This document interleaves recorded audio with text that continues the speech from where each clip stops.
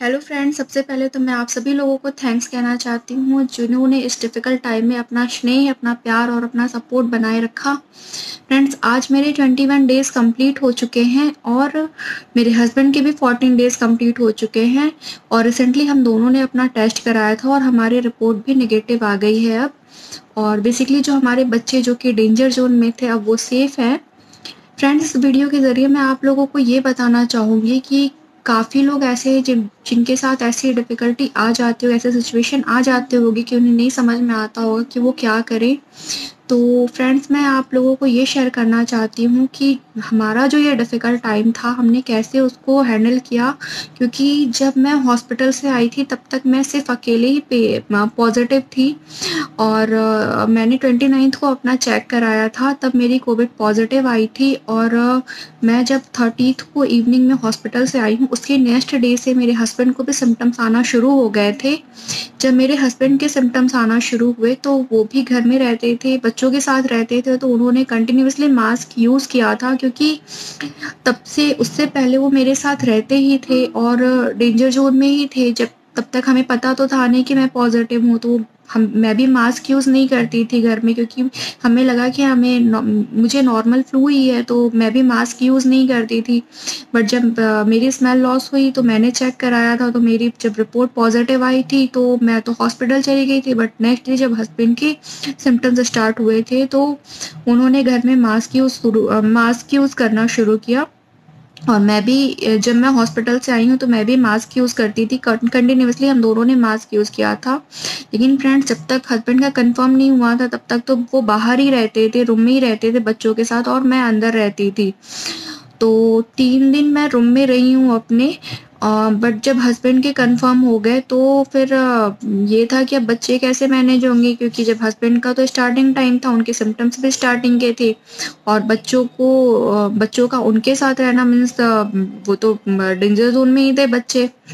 और उनसे इन्फेक्शन का खतरा भी ज़्यादा था। तो फिर हम लोगों ने खुद ही से डिसाइड किया, क्योंकि जब मुझे फर्स्ट सिम्पटम स्टार्ट हुए थे तो मेरी 22 अगस्त से सिम्पटम स्टार्ट हुई थी। तो मैंने कैलकुलेट खुद ही किया कि 22 से अगर सिम्पटम स्टार्ट है तो मेरे ऑलरेडी 12 दिन हो चुके थे। तो मैं बाहर आ गई और हस्बैंड को मैंने बोल दिया कि आप रूम में शिफ्ट हो जाओ, क्योंकि बच्चे अगर आपके साथ रहते हैं तब तो वो डेफिनेटली इन्फेक्टेड होंगे।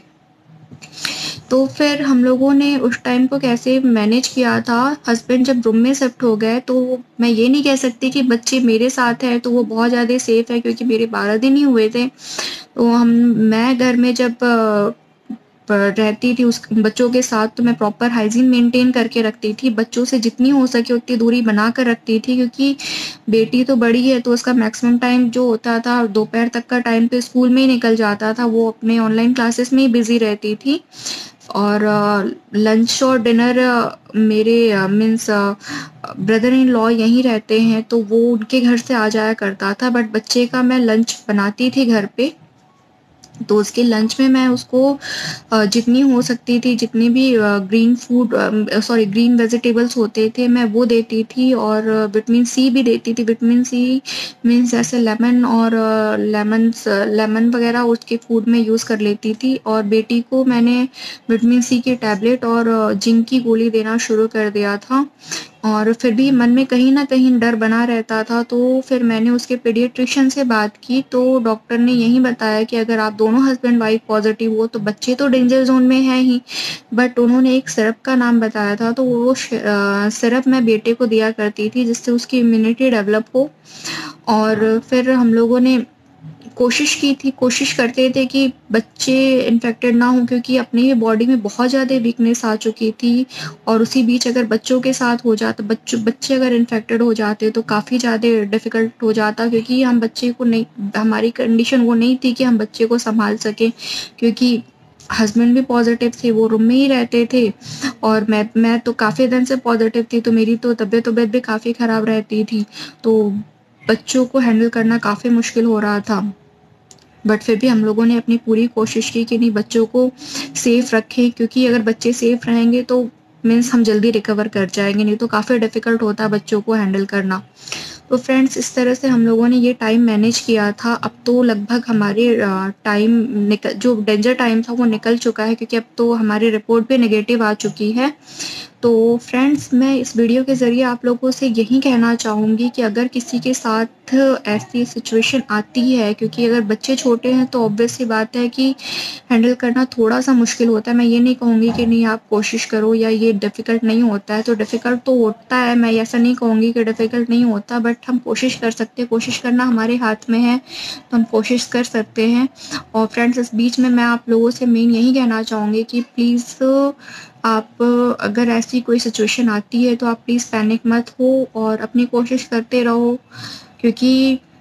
हम इस टाइम किसी से सपोर्ट मीन्स जैसे खाने का है तो वो या कोई बाहरी सपोर्ट है वो तो वो ले सकते हैं, बट आप ये नहीं कह सकते कि आप आकर हमारे घर में रहो या हमारे बच्चों को देखो, क्योंकि हम जितना सोशल डिस्टेंसिंग मैनेज कर सके, जितना सोशल डिस्टेंसिंग मेंटेन कर सके वो ज़्यादा सही है, क्योंकि हमारा इन्फेक्शन अगर किसी और को ना, क्योंकि सबकी बॉडी अलग अलग होती है, सबकी बॉडी उस इन्फेक्शन को कैसे ले रही है, वो कैसे रिएक्ट कर रही है, वो हमें नहीं, क्योंकि मेरे ही घर में इवन मेरे हस्बैंड को माइल्ड सिम्टम थे, सिर्फ 1 डे का सिम्टम था, मीन्स उन्हें सिर्फ 1 डे ही बॉडी पेन और हेडेक रहा था, बट मुझे 8-9 दिन तक बॉडी पेन, हेडेक और इवन अभी भी मुझे 21 डेज़ हो चुके हैं, लेकिन फिर भी हल्के हेडेक और बॉडी पेन वगैरह रहती है। तो आपकी बॉडी कैसा रिएक्ट कर रही है या हमारा इन्फेक्शन किसके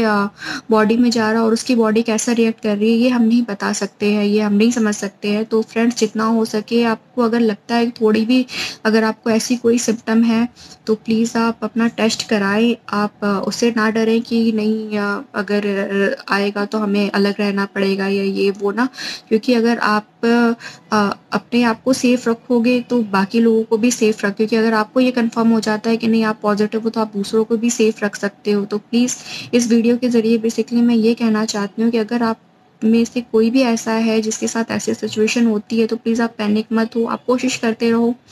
और कहते हैं ना कि बुरा वक्त भी निकलता है और अच्छा वक्त भी निकलता है। तो फ्रेंड्स, बस आप अपनी कोशिश करते रहो और